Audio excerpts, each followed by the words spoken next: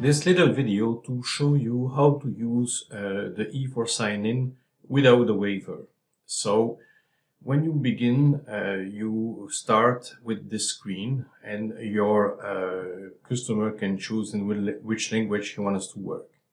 So when I start a process, I give my email address,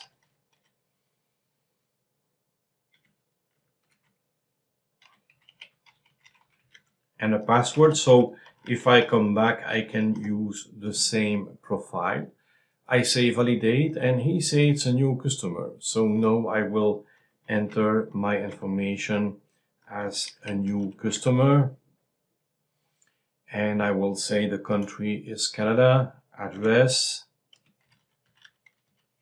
postal code, city, and then the phone number.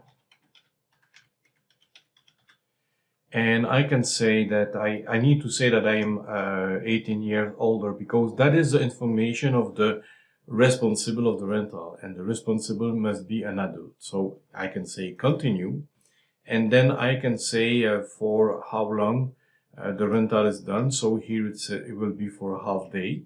The half day is configured for 4 hours. You can configure other duration.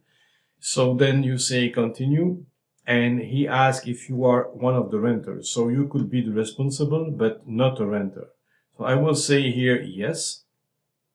And now I will say that my weight is here. My height is there. I am intermediate, and I am between 11 and 49.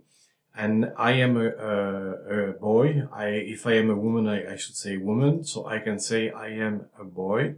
I say complete.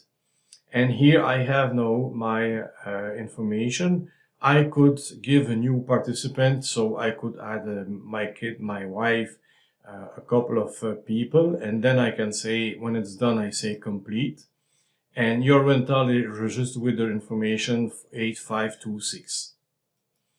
So that's it for the simple sign-in. If you need more information, just ask by the help desk. Thanks for your watching.